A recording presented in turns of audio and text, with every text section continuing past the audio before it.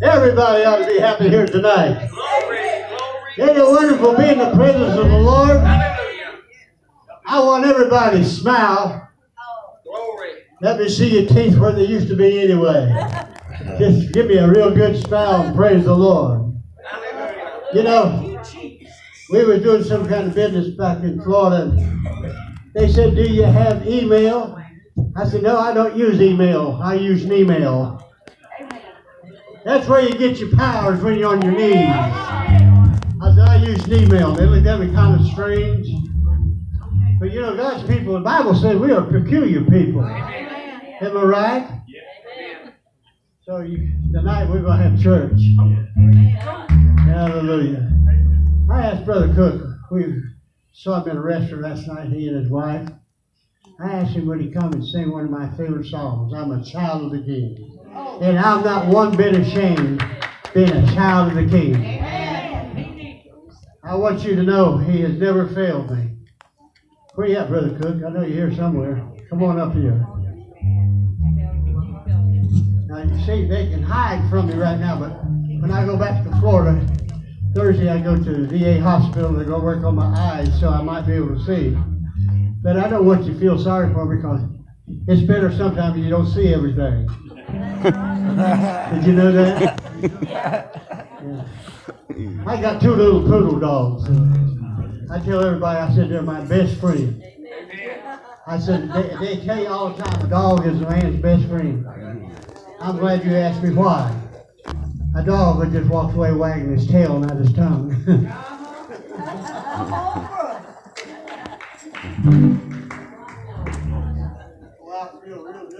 Praise the Lord, everybody. I tell you, you have to pray for my throat. I cut my grass today, or I should say my wheat field. You know, it was about knee high.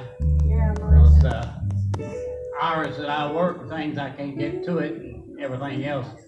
But you know, I get up in the morning and about everything that moves on me hurts. That what don't hurt don't move. So, but and I told one of the guys that I work with, I said, you know what? If I'd have known that getting old was this bad, I'd just stayed young. That'd be good, wouldn't that be good? One of these days, we'll be there. Come on now. And we'll never get old again. Amen. We'll never have any more pain. Never have to worry about anything hurting. Never have to worry about paying another bill. It's all been paid for.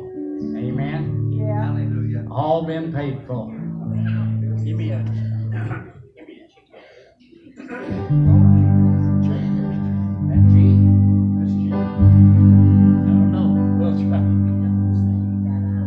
Y'all help me sing this. You've heard it quite a number of times, so you know what the chorus is. Okay? And I hope I got this in the right key, because that's another thing. When you get old, things change. One of them's your voice. And, pray for us. Oh, yes. Oh, yes. I'm a child of the King. His royal blood it now flows through my veins, and I, who was wretched, I was poor, now can sing. Praise God.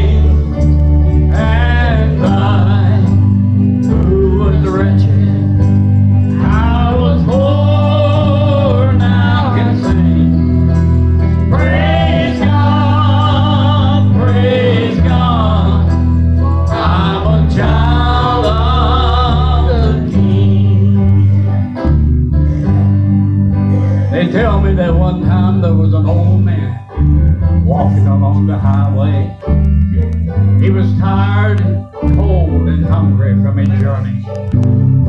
He saw a rich little farmhouse sitting up on the hillside. Went up and he knocked upon the door. Farmer came and answered the call and looked down upon the old man. The old man looked up and smiled. He said, "Sir," he said, "I'm tired, I'm cold, and I'm hungry. I'd love to have a place to sleep and something to eat. But," he said, "Sir, I don't want you to think that I'm begging for it. You got some work that I can do." He said, "I'll work for it." To tell me that compassion struck the farmer's heart, and he looked down on the old man and said, "I've got a ditch that needs to be dug from my barn out to the meadow." He said, "If you'll dig that ditch for me," he said, "I'll give you a place to sleep, something to eat. I'll give you clothes to put upon your back. When you get ready to take your journey, I'll give you money to help you along the way." The old man smiled and took the job. Not many days after that, he was out in the field working with his pick and shovel. The farmer's little boy wandered down around that way, and he heard the old man saying something, and it sounded like this. "Oh yes, oh yes, I'm a child of the King. His royal blood and now flows through my veins, and I, who was wretched, I was poor, now can sing. Praise God, praise God. I'm a child of the King." The little boy wandered over and tapped the old man upon the shoulder. He said, "Sir," said, "I don't understand how you can say you're a child of a king.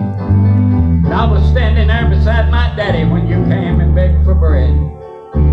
Said, I know that children of kings live in the very best of palaces that can be built. They eat the very best of food that can be put on a table. They wear the very best of clothes that money can buy. Said, you look more like a bum to me. Your clothes are all torn and tattered. Your hair is long and your beard's all growed out. I don't understand how you can say you're a child of a king." They tell me about that time the old man laid his pick and shovel down. Tears are running down his face. He turned and looked at the little boy and he said, "Son, do you see them cattle grazing over there on your daddy's hillside?" He said, "My father owns them cattle and the cattle of 1,000 hills." He said, "Son, look down there in the meadow." Said, "Do you see that water down there?" He said, "My father holds that water and all of the water in the palms of his hand." He said, "Son, look down there." He said, "Do you see that lily growing down there?" He said, "My father made that and likened himself unto one of them." He said, "Son, listen just a minute." He said, "Do you hear that little sparrow as it sings its song?" He said, "My father made that and knows every one of them where they fall." He said, "Look up there, son." Said, "Do you see that big sunball?" He said, "My father made that sunball out there and hung it out there on nothing." He said, "Oh, yeah, son." He said, "I'm rich." He said, "My father owns everything." They tell me that little boy broke and ran back to his daddy and said, "Daddy, you don't need that old man working down there in the field." Said, "He's trying to tell me that he owns your cattle and the cattle of 1,000 hills." Said, "His wife's trying to tell me that his father holds all of the water in the palms of his hand." Said, "He's trying to say his father made the lily of the valley and likened himself unto one of them." He said, "Why, he's even trying to tell me that his father made that little sparrow and knows every one of them where they fall." He said, "Why, he's even trying to say his father made that big sunball and hung it out there on nothing." They tell me that dad reached and got his son, pulled him over to him, said, "Son, go back down there and listen to what that old man's telling you." Said, "It's the truth." Said, "Everything that mommy and daddy have, it belongs to his father, because his father is our father also." He said, "Oh yeah, son." Said, "He's rich," and said his father owns everything. The Bible tells me in John that 14th chapter, he said, "Let not your heart be troubled. If you believe in God, believe also in me. For in my Father's house are are many mansions. I don't know about anybody else. I heard a preacher say one time that it didn't mean mansion. It meant rooms in a mansion. But now I'm going to tell you, you can live in a room if you want to. But the Bible tells me that when I get there, I'm going to have a mansion. I don't know what it's going to look like, but I know one thing, it's going to be prettier than anything and more beautiful than anything that's ever been made on the face of this earth. And so if you want to live in a room, go ahead. But I'll let you come visit me in my mansion every now and then if you want to. Aren't you glad to know that Jesus Christ still reigns and that He's still there? He's still the healer. He hasn't lost any of the power. He's still in control of this world. He's got everything in the palm of His hand. Woo! Hallelujah! Glory to God. Aren't you glad to know that you're a child of a real King? Amen. The King of Kings and Lord of Lords. And one of these days every knee shall bow and every tongue shall confess that He is Lord of Lords. Oh yes. Oh yes. I'm a child of the King. His royal blood, it now flows through my veins, and I, who was wretched, I was poor, now can sing. Praise God, praise God. I'm a child of the King. God bless you, all of you.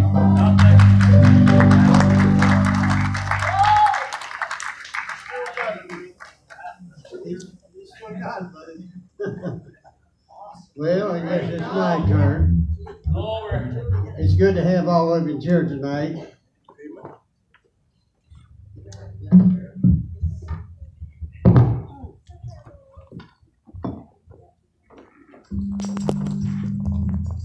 You know, it's so good to come back. I still call it Gobbler's Knob. And 55 years ago, I was pastor here. And some of the people are still here. I can remember Leela. She's just a little girl running around the church house with my children and her sisters. Sister Goldie's here. Buddy over here. Brother Smith. Different ones. Some of it from 505 East Liberty Street. It's so wonderful to have a father like what we got here tonight. I tell people I pastored 43 years and I enjoyed it. I've been evangelizing now for about the last 10 and a half years. And the most visible part of my life, Sister Labita, was the 16 and a half years when I was out in the world doing what the world done. But I got so homesick to be with God's children. I actually got sick of sin. If one of my daughters were here, she would confirm it for you. I got sick of sin. And I'm still sick of sin. We don't have to live in sin. We got a higher power. And I rub elbows every day with people that are out in the world. But I want to tell them about somebody that can do them some good. And that man is called Jesus. And God has blessed our ministry. And I thank the Lord for that. And I thank the Lord for the pastor that we come back here at Taylor Avenue. I thought we wasn't going to get in here the way we had to zig and zag to get in, but we got here. But if you're here tonight and you don't know the Lord, I don't want you to go out. Now, I don't mean just knowing Him, having Him in your life. See, I tell people, I'm not around the Lord's not around me, He's in me. And God is still the healer. He's still the sanctifier. He's still the baptizer. And He'll do what He knows best for you. You might not believe this, but it doesn't matter to me if you do or not. Because all I know is the truth to tell you. 2 days ago, I was hunting for my walking cane. Because it was so bad, as Brother Cook was talking about pains and stuff. I didn't know that I had certain pains. But God delivers us from pains. I got where I couldn't walk and I was looking for my cane. My son over here said, Dad, don't worry about walking with a cane. That makes you look dignified. I said, I don't need a walking cane. But I got, was it Tuesday, was it, Sister Pettit? I don't know, one day this week. I said, I got to get to North Carolina and I got to get to Ohio and I need to be healed. And I was walking through the kitchen. I've limped for probably a year and a half, and hurt almost every time I'd walk. But I was walking through the kitchen, and I said, did you hear that? She said, what was that pop? I said, it was my hip. And since then, I've been walking, running, dancing, and shouting, and praising the Lord. I give the Lord thanks for little things, as well as I do big things. So tonight, I'm going to try to get you to see that there is much yet to do. Did you get what I said? We're living in the last hour of time. And we have to get busy. I know, I hear it all the time, I'm getting too old. I can't do it no more. But let's see what God said to Joshua. Turn with me to the 13th chapter of Joshua, verse 1. It said, now Joshua was an old and stricken in years. Buddy's already talked about that, and I have too. He said, now Joshua was old and stricken in years.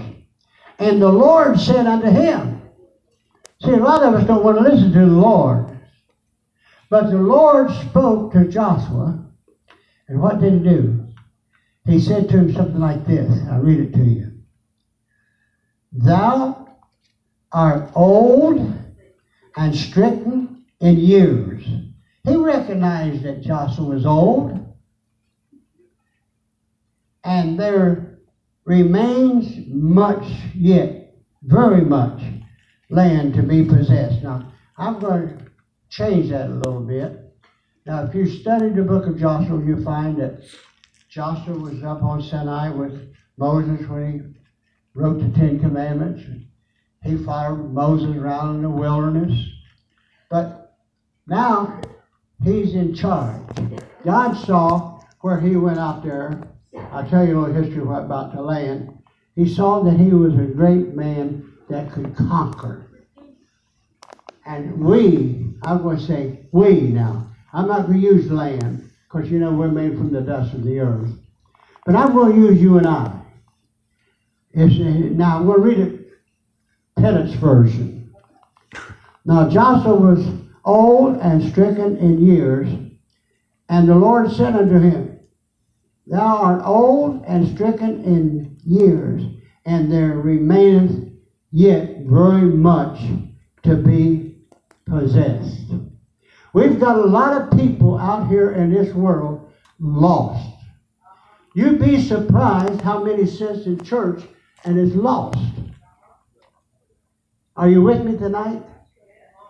And now, since we have grown old and stricken in years, I'm not 101 years old yet, but I hope you call me back when I am 101 years old. Because I'm going to be around telling you that Jesus can take care of you. And we find it doesn't matter what your age is, there's a job that you and I can do. And what is that job? I'm going to tell you what it is. We need our seniors to set the example for our younger generation. We've got grandmas trying to be teenagers. We are supposed to set the example so the church can live.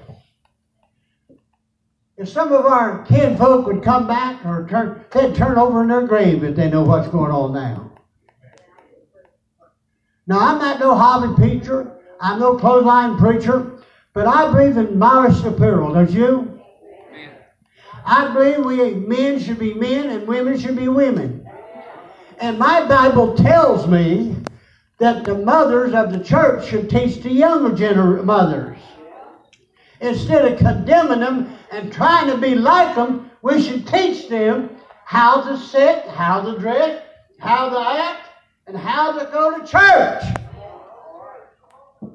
But we think because we get 65 or 75 or 85, that's time for us to sit at home. You don't know how I feel. I don't care how you feel, you can still do something for the Lord. My wife can tell you, I might be in Florida, but I spend about 4 hours a day on the telephone. I call people. I don't want them sitting home. If the devil can get you set home one time, you'll sit home 2 times. And if you let him ride with you in the car tomorrow, he'll be your chauffeur. He'll be taking you places that you don't want to go. So it's for you and I, as older people, listen to the Lord. Have you ever been around and said, oh, I got such a backache? And the other old fellow, he'll say, you know, I've got the same thing. And there they both go wobbling down the street. Well, bless your heart, I might have pains, but I'm not going to let you know about it. I'm going to tell you about a man that can touch you and make you whole. And we as seniors, older people, it's time that we get on the internet, Facebook. Uh-oh, I hear a stump there. By the time we get off of that and listen to what the Lord has to say. I'm not interested in what Jack Benny's got to say. I'm interested in what the Lord's Woo! A lot of our Christians remind me of some of the biscuits I eat sometimes. They're hydraulic biscuits, you pop them up and throw them in the oven. They come out and they call them biscuits. We got Christians like that. Microwave Christians. We need to get down to nitty-gritty and say, Lord, use me. Show me what to do. My son called me sometime. He'd say, how you feel, Dad? I said, with my hands. How do you feel? I feel a lot better. He's got his first time to hear me complain. Jesus knows what he's doing. He has a way if you would stop and listen. Now, who would ever thought the Lord would speak to a man 101 years old? Well, Moses was 80. And here we think because we're a lazy nation. We don't even anymore go to the mailbox to get our Social Security check. Send it on down to the bank. Then you sit there at the table and write your check and have one of the grandchildren take the mail out the box. Am I right? Amen. Got a remote for your TV. Shame on us.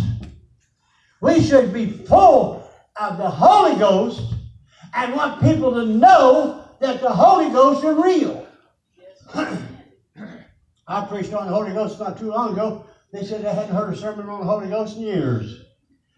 Took communion to a lady, been in a homeless church 26 years. Am I telling her right, Sister Bennett? I took communion to her to the hospital or restaurant, wherever she was at. She said, that's the first time I've ever had communion. And she'd been a song leader for 26 years in one church. Huh? Well, she got it when I was around. We even had foot washing. Oh, we don't do that no more. We're too dignified. We ain't gonna humble ourselves. His feet might stink. If we don't do what the Word says, we're missing it. He said we can't add or take from that Word.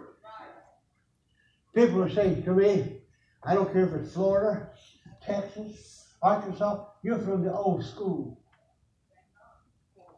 I'm glad I'm from the old school. I remember when they would lay at the altar here till 10, 11 o'clock at night and pray. Now instead of praying, we pry. You know why people don't put in prayer requests anymore? We've got too many gossipers in the church. Oh, I hit another snag. But it's true.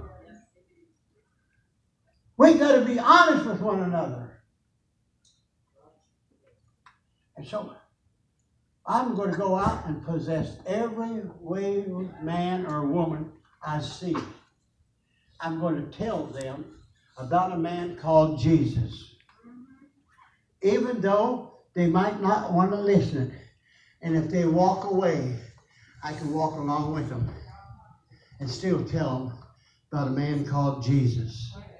Am I right, Mike? I tell you, I can't change you, but I can warn you. There is a time coming. We talk about peace. If I read the scripture right, when we start talking about peace, there's not going to be no peace till he gets here. And I'm so happy. I'm as happy as a butterfly. Why? Because I know there's no sin in my life. I have people sometimes come up to me and say, oh, I heard you done that. I said, you know what? Maybe I did. But I don't remember. But if I did, he forgave me. He said he will forgive you of all sin. See, I tell my preacher friends back where I live, I said, you might change me on some of my church tradition, but you're not going to change me on my convictions. But God convicted me on, Sister Banks, is as real tonight as it was when I was 20 years old. Amen. And I walked that. I never have sat on the platform to see who's going to come in so I could get a sermon. I have sat on platforms and they say, uh-oh, here comes Jezebel. They don't know Jezebel was a spirit. Did you know that? It was a spirit. Not the way you dressed or the way you looked. It's a spirit that people possessed. They said, oh, did you see that woman come in? Got her hair cut and got all that makeup on? That would be the sermon that night. It would be. And I had television because I had 6 daughters. Someone said, we can't let their pet preach. He got television, but they got one now too. I just enjoyed mine a little bit longer than them. What was sin back then is sin now. You say, what is sin? Boy, I'm glad you asked.